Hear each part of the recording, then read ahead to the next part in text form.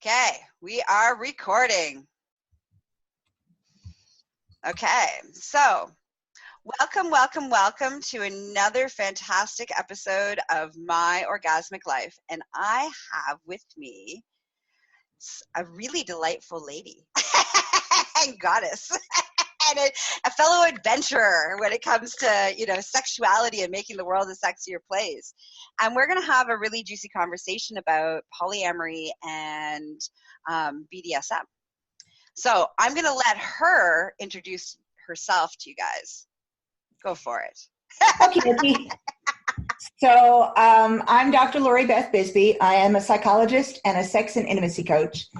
And I've spent the last 32 years-ish working with people who are struggling to maintain the kinds of relationships that they want, and or struggling to have fulfilling, exciting sex lives.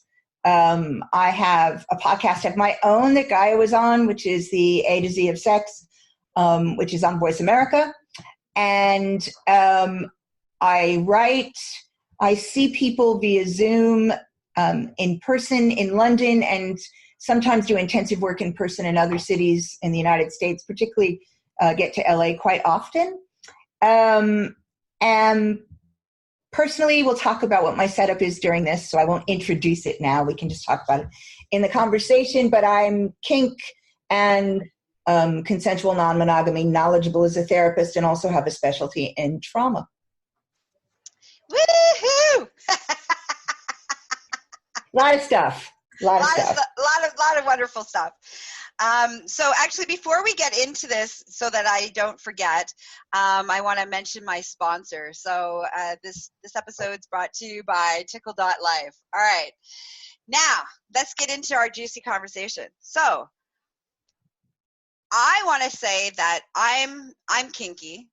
I'm very much into BDSM, both from a professional place and from a personal place. And today I really want to have a juicy conversation about, polyamory, non-monogamy in the world of kink and BDSM. And me personally, I identify as a switch on a personal level, majority being dominant with a tiny little piece of submission. So that's how that works for me. And I have, I have a harem. That's how I identify my ethical non-monogamous lifestyle. And so in my harem, I have different lovers that I explore BDSM with. So that's kind of on a personal level where I sit and where that kind of lands for me. And so I'm excited to hear about for you, like personally, where does all of that? Right. So personally, I identify as a queer leather woman, and queer in this case, not standing for gay, but rather fluid. My actual sexual orientation is to do with my power exchange. So slave is my sexual orientation. What turns me on is power and power exchange, and other things in BDSM, rather than anything about the gender of the person. The gender is completely irrelevant for me. And I've always been this way. I have really early memories, when I was 9, I used to watch I Dream of Jeannie, and I made myself a bottle to live in until my master came. And for me, that was combined with sexual feelings. So it was that early. For me, that was always it. My earliest memories with boyfriends is trying to talk them into holding me down and things like that. So that's me from that point of view. Personally, I am in a 24/7 power exchange with my husband. Mm-hmm. And we have been together for almost 11 years now, married for 5. I'm also in DS relationships. So that's an MS relationship. I'm in DS relationships with other people. We call the way that we do consensual non-monogamy the timeshare model, because he says, people can have their weeks with his approval. The owner lets out some of the time, right? So for some of our listeners or that aren't maybe familiar with some of the language, the BDSM language, can you go into a little bit more of what DS when you're talking about DS and MS, so that people can be like, oh, okay, now I know what she's talking about? Okay, so MS is master slave. DS is dominant submissive, and really some people don't differentiate. Mm-hmm. I'm making the differentiation in this because I live full time with somebody that I serve. Mm-hmm. So for us, we use the terms master slave. We sometimes use owner property, and we're leather folk, and we are patched members of the Leather Houses of Color Coalition. So it's for us, this is our life. Mm-hmm. And DS for dominant submissive, because I do serve other people. I am submissive in those situations. I'm still a slave. But because it's not full time, it's negotiated in the shorter term rather than in a longer term contract. Beautiful.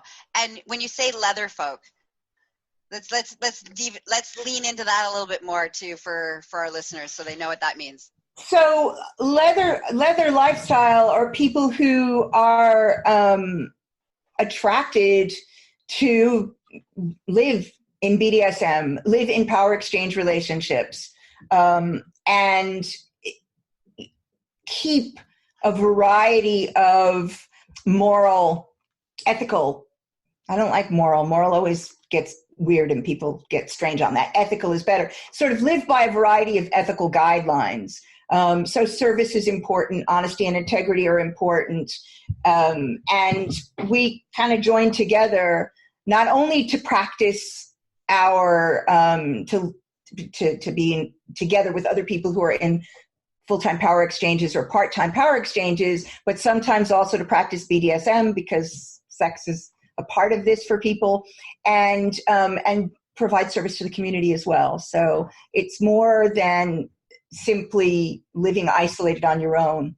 It's being connected in family. So we have quite a large extended leather family. Some people are chosen family who are very close to us.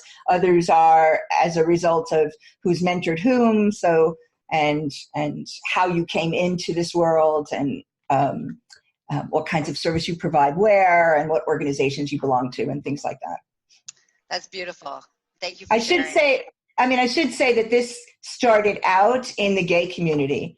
So, and I'm going to be clear that neither of us in my relationship, my husband's relationship, he's bisexual. So neither of us identify as heterosexual. So despite the fact that our relationship looks heterosexual by definition, we don't consider it such.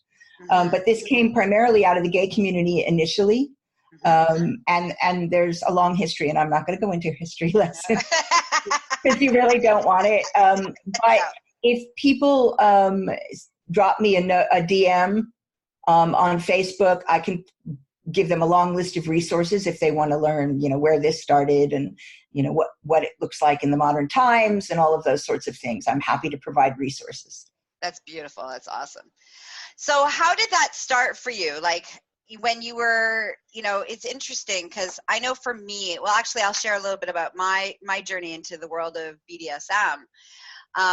For me, it came later on. I mean, I always knew that I was dominant in personality type, and sexually, I was always quite aggressive. I was like, I wanted what I wanted, and I took what I wanted.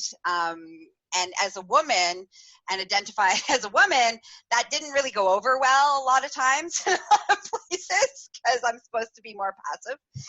So, I remember the very first time that I really dropped into, I was actually, my own sexual orientation, I identify as being pansexual, and I always have. So for me, I was at this wonderful female orgy party, and we're at this wonderful party, and I'm like, okay, and, I got these beautiful women, and we're exploring, and, and this woman hands me a whip and, a flogger, and she's like, hit me. And I'm like, oh, I can't hit you. And like, this is not, like, I'm not okay with this. Like, it's not respectful, and, abusive, and all of my own preconceived ideas about it. And I remember so clearly, she's like, no, I want this, hit me. So I like hit her, and she's like, harder. I was like, I was like, okay. So I hit her a little bit harder, right? And then she's like, harder. And so then I like hit her really hard. And the sound, I remember the sound of the flogger hitting her skin and her escaping of pleasure sounds that came out of her mouth. And this overwhelming feeling that moved through my whole entire being of like this extreme arousal response to the power exchange in that moment, it scared me. It terrified me so much that I flung the flogger out of my hand, and I was like, okay, I can't look at this. Like I couldn't, I was like, this is not, I was not, societally, I was like, it's not okay on so many levels.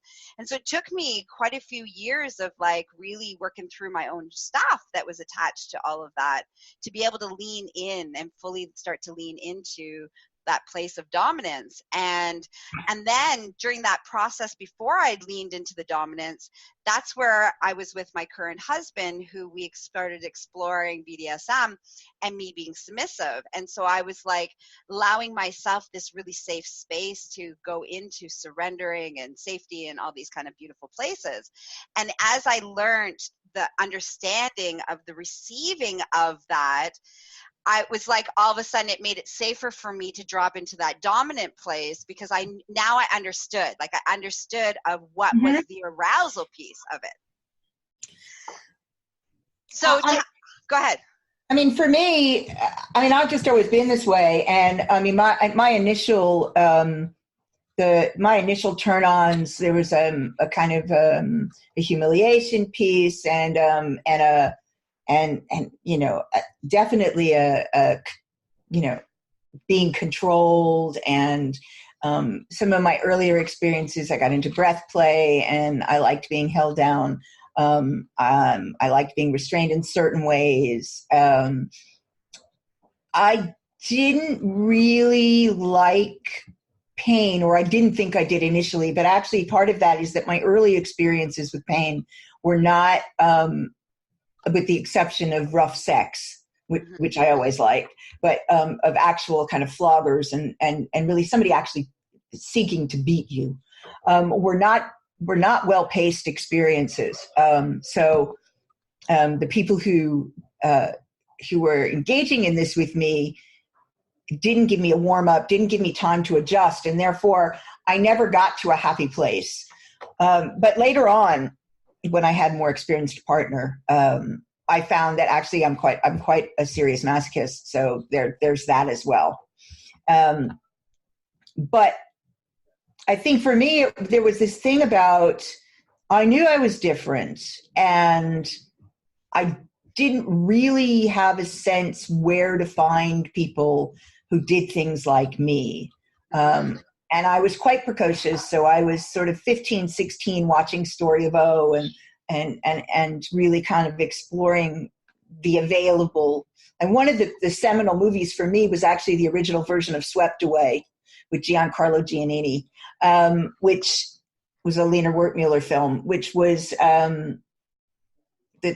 the modern version I've never liked, but there are very many layers to the film, but one of the layers is a dominant submission layer. And that was really intense for me. So it was, I mean, I just have always been this way. So it was really about accepting that about myself. And I was doing pretty well with acceptance. And at 19, a person introduced me to a guy who had more charisma than God. Who said Satan would have had to tip his hat to him, He just had the most amazing charisma and got my desires almost instantly. And the first 2 weeks of that relationship were fantastic. And so I was experiencing things for the first time that I'd always wanted and never been able to ask for. And it was amazing. And then after 2 weeks, he switched. And so I ended up prisoner. And he became really horrifically abusive over a period of 5 days. And then he ended up in jail. But, it was one of those things where I'd kind of gotten to a place where I was comfortable. and was not feeling so much shame. And then I had that experience.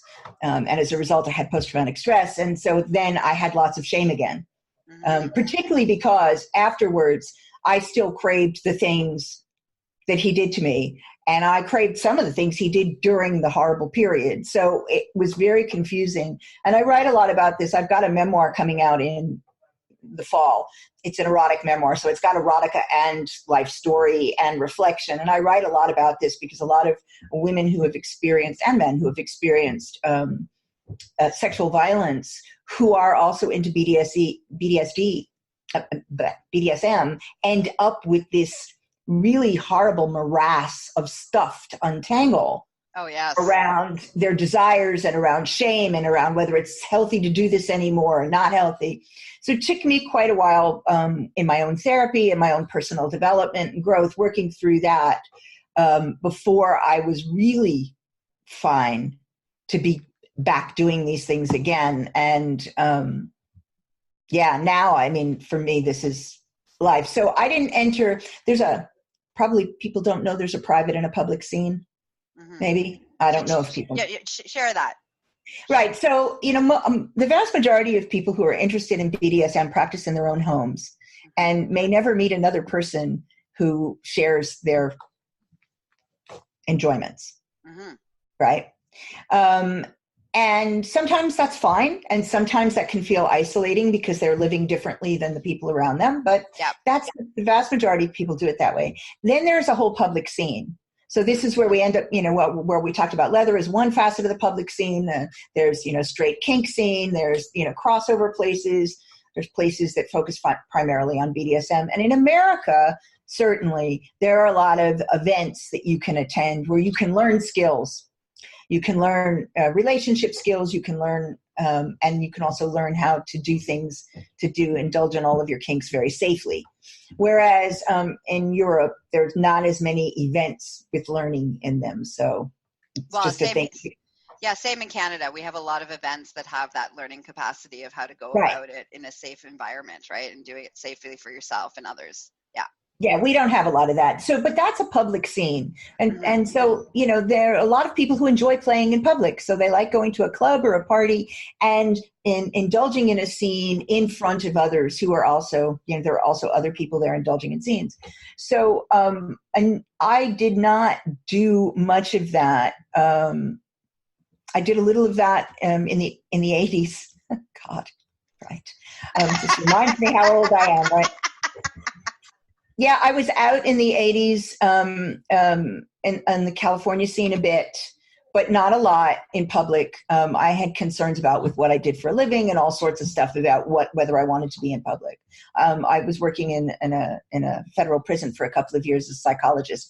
Didn't really think that it would be a great idea to be, doing stuff in public during that time. And then I came to the UK again. I was hesitant to be involved. And so I wasn't actually involved in the public scene in the UK until the early 2000s. And then only for a few years sporadically because of the work I was doing at the time. I, again, did not really think I was comfortable. So I started doing more on the public scene in the US at that time and have been visible in public, depending on where you are, probably since about 2006, 2007. And so people are used to seeing me in public. And I still do a lot of public stuff out in the US, and I do some in the UK now, but I have my cohorts mostly in the US, but I no longer care. So I'm quite happy to go out and be in public. And that was, that was a process. That was a process to get to a place where I was like, you know what? I'm 100% comfortable with myself. I disclose stuff on the internet. I write, I do podcasts on my website. People know about me, and I'm just going to be me and not worry about it anymore.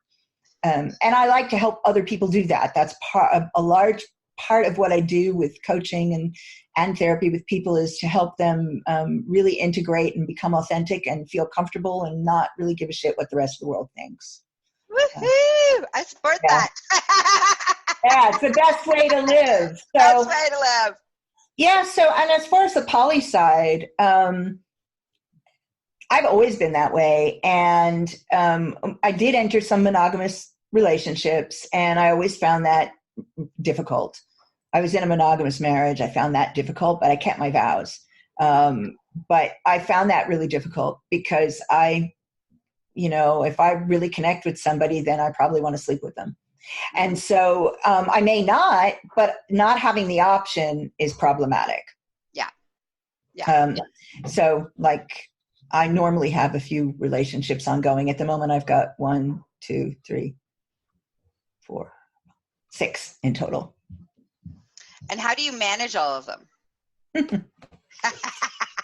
Well, I mean, so I'm experimenting with having local relationships now, along with my marriage. And that's a little, that's when everybody's local, it's a little harder to manage because you see people more often. Yeah. 3 of my relationships are in the US. And so the management of that really isn't that difficult because it's, I speak to some of them every day, texting for 5 or 10 minutes. And, you have a Skype or a Zoom or something every couple of weeks. One I speak to every couple of weeks via Zoom. We have a couple of hours on Zoom. And if something's going on in your life, you might speak more, but this is our routine. Yeah. And one every week. We Zoom every week. And I see them from 3 to 6 times per year. Mm-hmm. Is pretty much what it looks like. And so I manage that. I mean, managing the emotional part of it is not an issue. I mean, it's not an issue. It's like if you have more than one child, you don't worry about, can you love more than one child? So that's how it is for me. So it's just easy.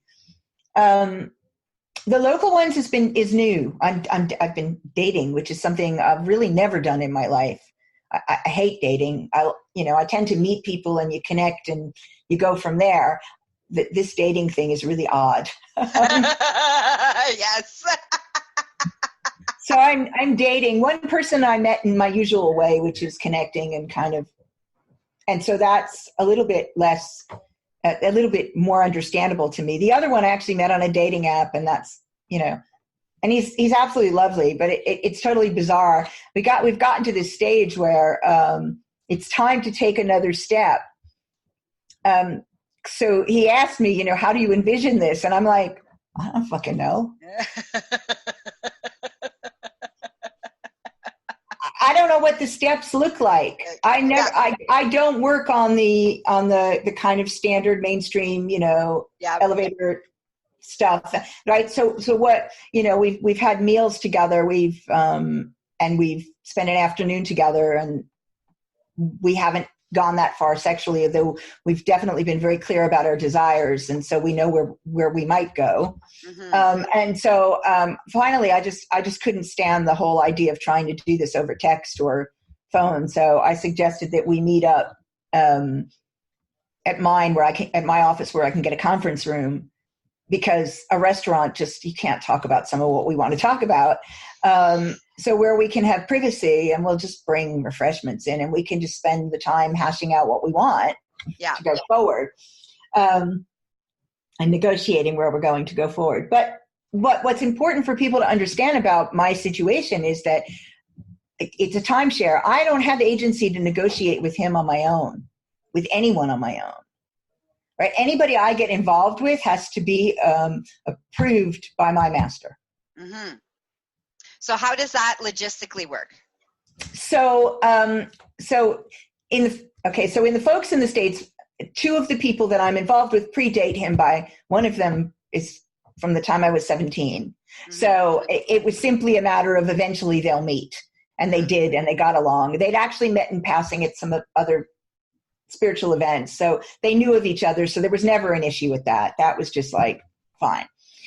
The other one is also an ex of mine, and they've spoken. They'll speak more, but total. But one of the rewind. Rewind. So one of the ones, the couple that I serve are Leather family. So again, he knows them. Mm-hmm. locally has been people that he's never met, obviously. So it's been one of those situations where we'd have to really, really kind of nail down exactly how we want to do this. And we've had some of this long distance at times as well, but it's much more apparent when you're local because it goes faster. Yeah. Right. So with both of them, when they got in, I was very clear. I'm very clear. I'm very upfront. Right. I'm going to meet you and I'm going to see if we have a connection. Mm-hmm. I'm showing him our correspondence first, right? And then I'm going to meet you and see if we have a connection. Because there's no point you talking to him if we have no connection. Yeah. Absolutely no point. But if we have a connection, the next step is you either talk to or meet him, depending on where you are in the country. And then he decides whether this goes any further. Mm-hmm. And he's the one who gets that decision. Assuming I'm game to move forward, right? Yeah. Like if I were to say I don't want to move forward, I wouldn't even introduce them. But assuming I want to move forward, he makes that decision. Mm-hmm. And then depending on the person, if they figure out how much contact they're going to have. So with one of the people, we're getting together with this person's partner as well, and the four of us are going to go play. Mm-hmm. So that's one where there was a click, and so everybody is talking to everybody. With this man that I'm dating, they spoke, they got along well. Now I've been given permission to kind of do a bunch of negotiation on my own, mm-hmm. And I have parameters that I have to stay within. And then the two of them will talk again, and eventually, scheduling is an issue, but eventually they'll meet face to face. But Master also has the ability to end any relationship at any time. Mm. So although I'll say I'm polyamorous, technically I don't think the term is appropriate in that polyamory assumes agency and I don't have agency. Mm-hmm. Because he's the one who makes the decisions. Mm-hmm. And so while I say, oh yes, he has the ability to end the relationship, which of course he does, people are like, ooh, he doesn't see any need to end a relationship if I am able to end it, right? If I'm saying I'm not happy, I'll end it. Mm-hmm. Or as long as a relationship is going well, he's not, what's the word? He's not trivial about these things. He's not contrary about these things, right? His reason for ending a relationship would be it's causing problems for me. Mm-hmm. It's damaging to me, and therefore it's damaging to our dynamic. Mm-hmm. Otherwise, he lets me get on with it. Sometimes he enjoys knowing what I'm doing. He's a voyeur. He gets off on the energy. So we have fuck buddies that we play with and people we play with occasionally. And he loves watching me play with somebody else just because he loves to gather the energy all from that.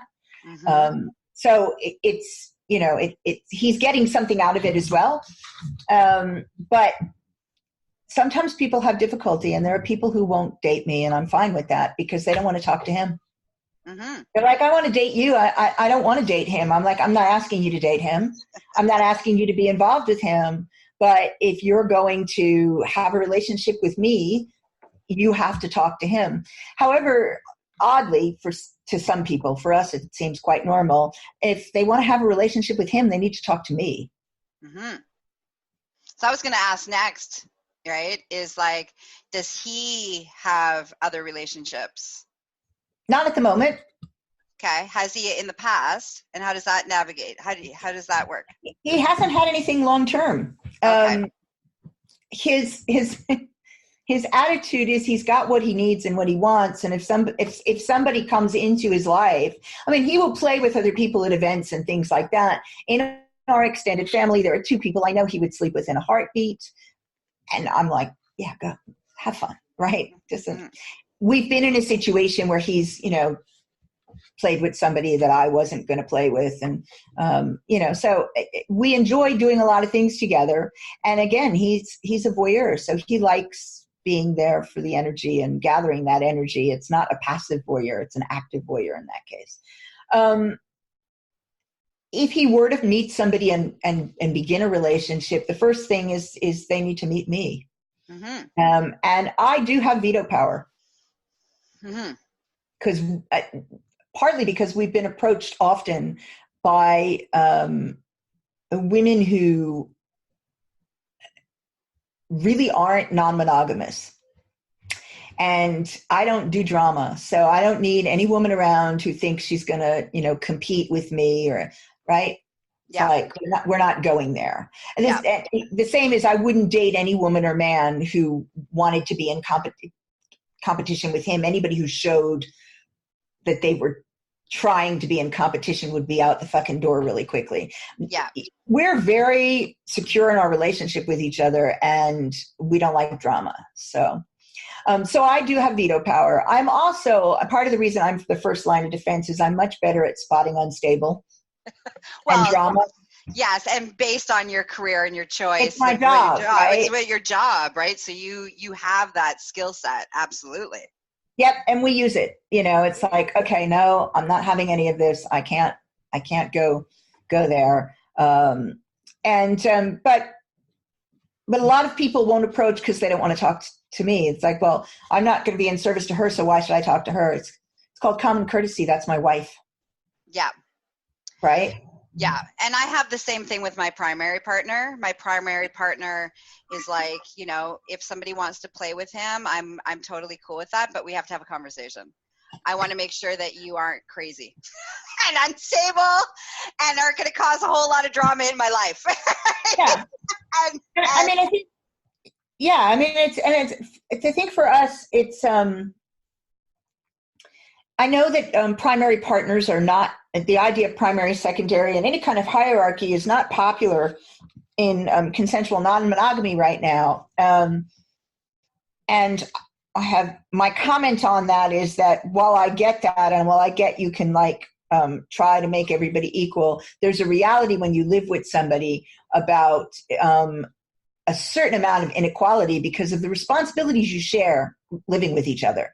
And, for me, even were we not in a power exchange, I mean, who am I going to choose to be with if my husband is ill? Right? I have a responsibility to take care of him. That's part of our marriage vows. He has a responsibility to take care of me. So I'm going to have to prioritize that relationship over other relationships. That's even if we didn't have a power exchange. And that, to me, is just common sense about living with someone. And I think people are being disingenuous when they sort of start talking about how everything's egalitarian when they're living with someone, splitting their finances with someone, maybe raising a child with someone. I mean, they're not equal, right? If you're seeing somebody once a month, that relationship is not in priority equal. You may love everybody the same. That's fine. I don't have that's a feelings thing. I don't have, but in actual practicalities. And the logistics of things. And the logistics of things and the basics of life. So I would call it a primary anyway, but with a hierarchical relationship, it has to be primary because by definition, it's hierarchy. Right. By definition, I've agreed to be in a hierarchy where he has control. Yeah. Or he has authority over me. Yeah. Therefore, any other relationship has to come after that. Nothing can come at the same place, or it kind of makes a mockery of the hierarchy. To me, that's how I feel. And also, my thoughts are why is there a problem with a hierarchical system?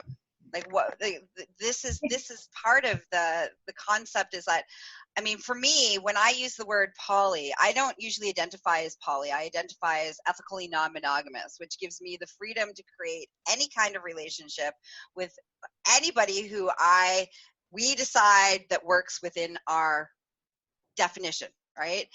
And I think that there's nothing wrong with having hierarchy, having somebody that you energetically spend more time with, you may even emotionally have more feelings for that person. That doesn't mean that the relationship that I might have over here with somebody else that serves different purposes is less important to me, but the amount of energy and the amount of level of connection that I have with them is different. And that's not a bad thing. Well, no, I don't think it's a bad thing either, but I think what's happened is that there's a lot of energy spent differentiating what we do from heteronormative, patriarchally based, blah, blah, blah. And I get that, but it doesn't, I get that, and I love the theory, and I love, the politics or whatever. Well, sometimes love some of the politics and not others. But, that's me being transparent and whatever. But the reality is that I work with people really pragmatically, and we're looking at logistics and brass tacks and day-to-day life. And in day-to-day life, the fact is everybody isn't equal. Yes. And unless you are living with more than one person where you right? Yes. If you're in a throuple or a quad and you all live together and you prioritize everything together as a family, then yeah, maybe you can do it that way. But if you're living with somebody and the other person lives, an hour and 20 minutes away, it is not going to be equal. Yeah. It's just not. And so I don't see the point in us talking about things in that way, particularly because then people start, you get these really weird upsets. Like, you put a picture up with so-and-so on Facebook and you didn't put a picture up with me on Facebook. It's like, yes, but that's, there is a part of me that wants to say, for fuck's sake, get a life. Yeah. Right. So yeah, well, but see, this is the beautiful thing that I notice all the time, not just in my world, but also with my clients, is that even in monogamous relationships, that kind of conversations are still happening of the insecurities. I mean, to me, that's not about the dynamics of the relationship. That's about your own internal insecurity of the situation, whether you identify as equal, hierarchy, not hierarchy, sleeping with one person, sleeping with 15 people, it doesn't really matter. It really, I think that behavior, that reaction is really coming from that internalized, I don't feel important enough and I'm not special enough, and so I'm going to lash out from that place. Well, yeah, but I mean, when you look at that sort of thing, it's I'm not sure if I'm valued by you. Right. And I think you value this person more than you value me. And I mean, okay, that comes up, jealousy comes up for people, but envy comes up for people. I always say that for me, jealousy isn't the issue. It's envy, because if I'm working and if we're at an event and I'm working the event, and he's off playing, I'm pissed off. I handle my upset, but I'm well aware where it comes from. It isn't that, he's playing with some woman that doesn't look like me, who's more attractive than I am, or he's playing with a man with a nice ass or whatever, right? That has nothing to do with any of that. It's all to do with, you are having fun and I have to work. Yes. It's really that basic. And I'm annoyed. Now, if you compound that by not making time to play with me, yes, then there's an extra layer to it, but it still isn't about the other person. No, it's anger at him for not prioritizing, right? So it's got nothing to do with the other person. I don't worry about him running off with some woman, or some man, or someone who's non-binary, or right. I don't worry about that. I don't worry about that. And it's not because I think I'm all that, I mean, I don't have a bad opinion of myself, but it's not because I think I'm so wonderful there wouldn't be anybody who could take my place, but it's because I have trust and faith in our relationship. Yeah. So there's nothing in the relationship between us, and I'm confident enough in myself to know where my place is. So there's nothing in the relationship between us that would tell me to be concerned. Yep. And I don't have that internal insecurity. I may not think that I am the most attractive person in the universe, but I know I am attractive to some people, enough people that I'm quite happy with that, right? So there's nothing to be worried about with stuff like that. But I think, I certainly see a lot of clients where there's, a ton of insecurity about how they measure up against others, but also insecurity that is specific to the relationship. they don't know where they are in the relationship. Is it committed? Is it not committed? Is it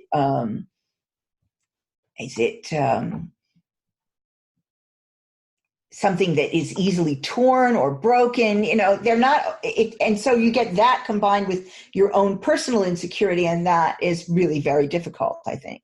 Yes, and then it becomes very difficult navigating the relationship. And Absolutely. in my experience, it doesn't really matter what style of relationship. It becomes very difficult to navigate the relationship. Because I think one of the things that often comes up for me is like, well, like you talked about, aren't you afraid they're going to leave you? Aren't you afraid, these things come up often or in questions with my clients and also with the way that I live my life. And I'm like, no, I'm never afraid of whatever is going to happen, because we have solid conversations and communication, and we know where we stand with each other.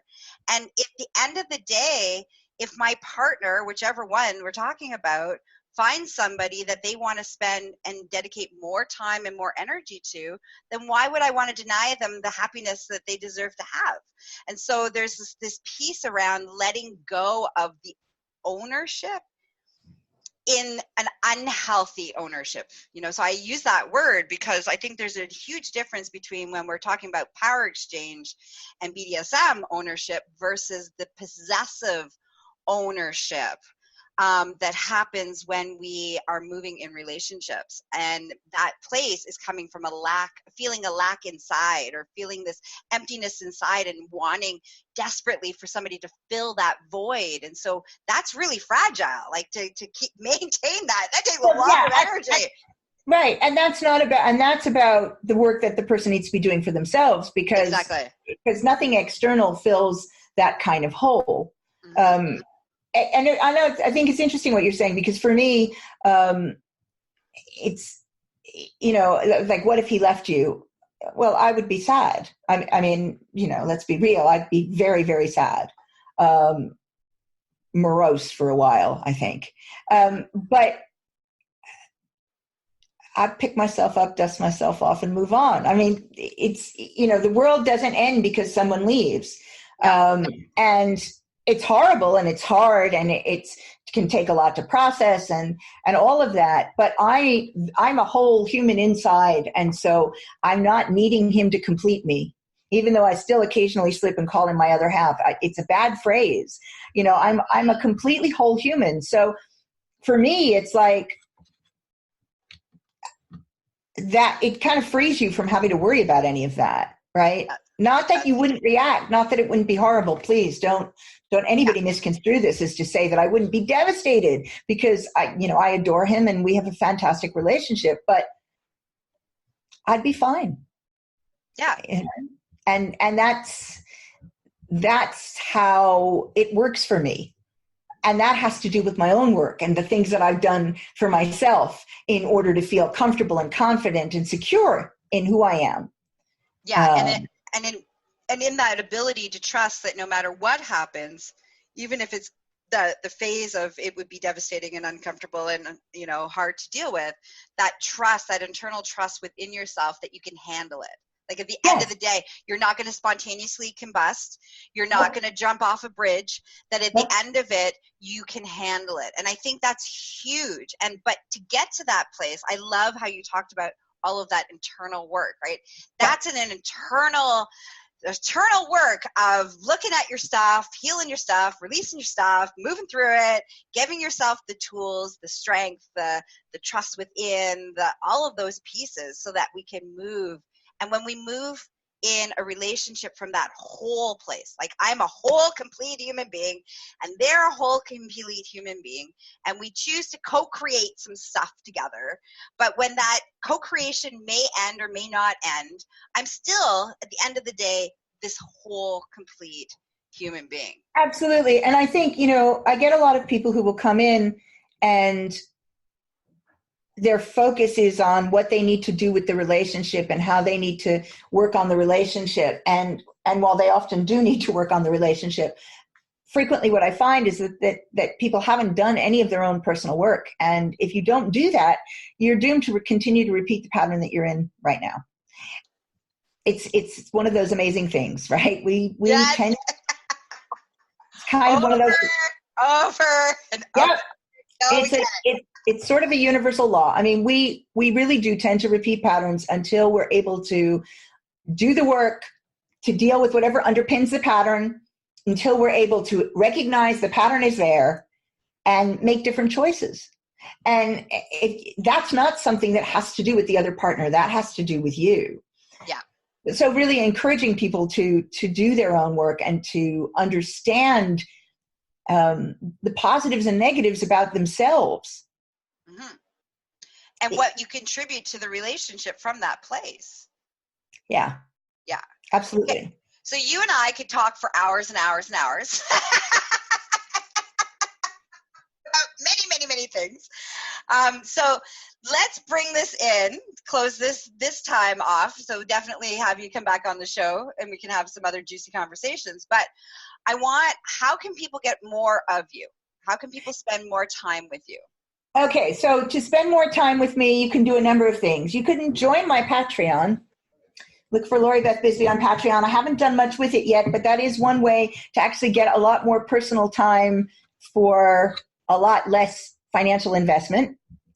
You can find me at drloribetbisbey.com, and that's my website. You can sign up for my mailing list there, and I see people individually and in groups in all sorts of different combinations for couples, triples, polycules, and also, so that's one part of the work I do, and I do that via Zoom. And if you want to book a 30-minute breakthrough with me, it's bit.ly/30 minutes, and then Dr. capital DR, Lori, capital L, and then ORI, and then Beth, capital B, and then ETH and small. And if you do that, you can book a 30-minute breakthrough session with me. That's probably the easiest way to get things started, or just email me and say, I'd like to get together. I'm starting a group, an online group in February, so that will be available to people. I've got a couple of events upcoming as well. Retreat in May, and another one in July. That's a 5-day retreat. I'm bringing Midori to the UK to teach in April, Nice. At the beginning of April. Yeah, so anybody who's interested in learning rope from Midori at the beginning of April, there are limited spaces, so you should let me know quickly. Mm-hmm. I'm going to be in Las Vegas at the end of Jan, beginning of Feb for Sin in the City. So if you happen to be there, look out for me and come up and say hello. Beautiful. And all those links will be in the show notes, so you can easily click to find her. So thank you for being on the show. This was so much fantastic. Fun. This was so much fun. For everybody to spend more time with me, you can find me on all the social media platforms under Gaia Morrissette or Empress Gaia, or both. You can find me for all your sexual wellness needs under succulentliving.com, and for all your BDSM education and needs, you can find me at empressgaia.com. And don't forget to follow on all your favorite podcasting platforms, My Orgasmic Life. Until next time, have a juicy day. Bye. Okay, hold on here. Cool. Let me stop the recording.